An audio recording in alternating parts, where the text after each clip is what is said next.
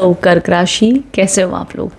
कर्क राशि 18 मई को बहुत इंपॉर्टेंट ट्रांजिट होने जा रहा है, जिसे हम कहते हैं राहु केतु का राशि परिवर्तन होने जा रहा है। तो ये जो राशि परिवर्तन है, अगर आपकी चंद्र राशि कर्क है, कैंसर है, तो ज़रूर इस वीडियो को ध्यान से सुनिएगा। आपको समझ में आएगा कि आपकी राशि अनुसार क्या क्या परिवर्तन होने वाले हैं। देखिए, जहाँ 29 मार्च को शनि देव आपकी ऑलमोस्ट कुंभ राशि से मीन राशि में गए हैं। आप लोग की ढैया चल रही थी, वो समाप्त हुए हैं। लेकिन अभी जो राहु देव हैं वो आपके प्लेसमेंट आ जाएगी उनकी आपके 8th हाउस में। ठीक है, तो शनिदेव हटे हैं तो अष्टम में अब राहु आ गए हैं। तो ये एंड आपके केतु चले जाएंगे आपके 2nd हाउस में।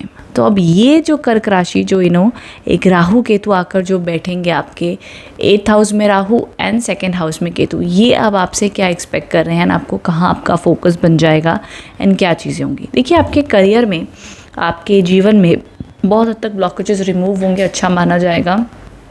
लेकिन राहु जब आपके 8th हाउस में आते हैं तो आपको अब राहुदेव अष्टम में बैठकर आपको ये समझाने की कोशिश करेंगे। सबसे पहली चीज़, आप लोग के लिए डीप नॉलेज, ऑकल्ट में इंटरेस्ट, स्पिरिचुअलिटी में इंटरेस्ट, कहीं ना कहीं आपका मन करेगा कि आप एक बहुत ही सक्सेस आपको प्राप्त होगी। लेकिन कैसे सक्सेस प्राप्त होगी, जब आप अकेले बैठकर अपनी कोई रिसर्च कर रहे हो, अपनी कोई इंटेलिजेंस आप अप्लाई करोगे। जो हम कहते हैं ना कि जैसे साइंटिस्ट होते हैं, वो शोर नहीं मचा रहे कि हम ये इन्वेंट कर रहे, वो इन्वेंट करें, बट सडनली वो चीज़ आती है तो एकदम धमाकेदार हिट हो जाती है।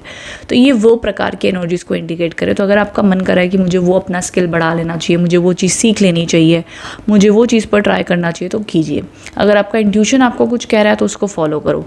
अगर आपको कोई बहुत ही स्ट्रॉन्ग डिज़ायर आ रहा है कुछ चेंज लाने का, कुछ परिवर्तन लाने का, कंट्री चेंज करने का, जॉब चेंज करने का, या प्लेस चेंज करने का, तो वो कीजिएगा।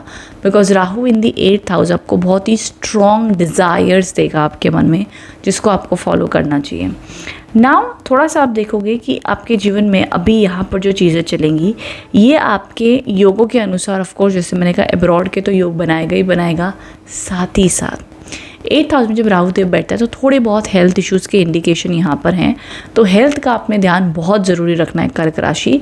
हेल्थ का ध्यान अपनी तरफ से आप क्या कर सकते हो। देखो, एक चीज़ ध्यान रखना, 8th हाउस के राहु देव एंड 8th हाउस की एनर्जी ऑलमोस्ट एक स्मोक की तरह माना जाता है राहु। तो अपने घर में ज़रूर आप धुआं किया करें, चाहे आपकी जो भी कास्ट है, जो भी आपकी आप जो भी भगवान को मानते हो, अपनी तरफ से धूप बत्ती अपने घर में ज़रूर करें। आप सेज जला सकते हो, धूप बत्ती दिया कर सकते हो। बिकॉज इस टाइम पर आपकी स्पिरिचुअलिटी बढ़ेगी, आपकी वाणी पर भी असर पड़ेगा। तो क्लेंजिंग आपने करनी है अपने घर में। किसी भी प्रकार के आप बहुत ज़्यादा अनयूज चीज़ें ना रखें, उससे आपका अष्टम और दबेगा। तो बेस्ट चीज़ क्या कर सकते हो, अपने घर में जो चीज़ें इस्तेमाल नहीं होती हैं वो हटाइए, दान खूब कीजिए, चीज़ों को जितनी ज़रूरी है उतना ही रखिएगा। एंड साथ ही साथ अपनी तरफ से एनर्जी क्लियरिंग पर आपने बहुत ध्यान देना है। जहाँ पर आपका मान लो आप एक स्टूडेंट ही हो, आपका स्कूल बैग है, उसमें कोई टेढ़े मेढ़े पेपर, टूटे फूटे पेन, क्लटर नहीं होना चाहिए। आपका bag organise, neat and clean होना चाहिए। आपका study table organise, neat and clean होना चाहिए। सिमिलरली जो भी आपका प्रोफेशन है उस पर भी ये लागू है, आपके घर गृहस्थी में लागू है, जहाँ पर भी आप हो लागू है। एंड हफ्ते में 1-2 बार एटलीस्ट आप धुआं बत्ती अपने घर में करें, स्मोक क्रिएट करें। जैसे हम होता है ना, हम अगर गूगल जलाते हैं, हम धूप जलाते हैं, अगरबत्ती जलाते हैं तो कैसे धुआं होता है, वो चीज़ आपने क्रिएट करनी। इससे क्या होगा, स्पिरिचुअली भी आपके 8th हाउस बैलेंस होंगे, एनर्जी क्लियरिंग भी होगी, पॉजिटिविटी भी आएगी, बेहतरीन भी फील करोगे। तो ये चीज़ ज़रूर आपने फॉलो करनी है। अब इसी के साथ साथ में क्या है, आपके 2nd हाउस में केतु आ जाएंगे। पैसा सेव करने में थोड़े से इच पिच हो सकती है। तो यहाँ पर आपको लग सकता है कि आप पैसे जोड़ने की कोशिश कर रहे हो, लेकिन थोड़े से पैसे खर्चे ज़्यादा हो रहे हैं, या उतने पैसे जोड़ नहीं पा रहे हो, ये थोड़ा सा प्रभाव रहेगा। अपनी वाणी के ऊपर अपने ध्यान से बोलना है। एंड मोस्ट प्रॉब्ली मुझे दिख रहा है कि मोस्ट प्रॉब्ली कैंसर राशि इस टाइम पर एक चीज़ सीखेंगे, या तो अप्लाई करना पता नहीं कर पाएंगे या नहीं, बिकॉज कैंसर राशि वाले बहुत इमोशनल होते हैं। बट कैंसर राशि समझिएगा, ये ऑलमोस्ट जो ये ट्रांजिट होगा ना, आप ये चीज़ समझ जाओगे। या तो आप बहुत ही कम लोगों से बात करोगे, जो सही लोग हैं उन्हीं से बात करोगे। एंड बहुत ज़्यादा किसी को बोलकर समझाने में आपका इंटरेस्ट नहीं रहेगा। बिकॉज जब केतु 2nd हाउस में आते हैं तो बहुत कम बोलते हैं, बोलते तो लिमिटेड लोगों से बोलते, बहुत ज़्यादा शोर और हाहाकार नहीं मचाते अपनी बातों का जब केतु 2nd हाउस में बैठते हैं। थोड़े से इंट्रोवर्ट हो जाते हैं, बहुत ज़्यादा बोलने वाले नहीं हो जाते। तो अगर आप ये परिवर्तन अपने अंदर इस टाइम पर देख सकते हो, ठीक है।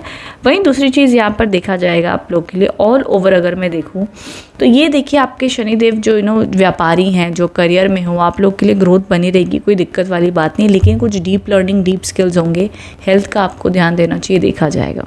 ओके, हेल्थ रूप में देखिए कुछ ह्यूज मेजर मैं आपको कुछ नेगेटिव सेटबैक नहीं बोलूँगी, बट येस जैसे मैंने कहा ना, अगर आप मान लो राहु आपके अष्टम में बैठे हैं और आप बिल्कुल भी अपनी हेल्थ का नहीं ध्यान दे रहे हो, आपने अपने घर में चीज़ें ना बहुत पुरानी लगा कर छुपा कर रखी हुई है, ये भी रखेंगे, लगाव बड़ा रखा हुआ है।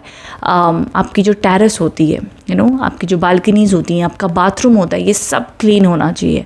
और अगर यहाँ पे मान लीजिए आप साफ़ सफाई पर ध्यान नहीं दे रहे हैं, आप नेगेटिव और नेगेटिव एनर्जी में बैठे हुए हैं, alcohol, smoking, consumption, non veg, बहुत नेगेटिव एनवायरनमेंट एंड लाइफस्टाइल आपका, तो राहु भारी पड़ता है, तो राहु के नेगेटिव इफेक्ट्स आते हैं। तो इसीलिए आपने ये एनर्जीज़ को कम रखना है, स्पिरिचुअल एनर्जीज एंड बेस्ट है स्पोक एनर्जीज़ को क्रिएट करना है, क्लियरिंग करना है, बेसिकली नेगेटिविटी को हटाना है फिजिकल रूप में एंड पॉजिटिव को इन्वाइट करना है। तो आप देखोगे इट्स लाइक परफेक्ट, कोई टेंशन ही नहीं होगी आपको, ठीक है। सो आई होप कैंसर इसको आप कनेक्ट एंड रेजोनेट कर पाए हो। कमेंट बॉक्स में बताइएगा रीडिंग कैसी लगी है। Thank you so much for watching, thank you.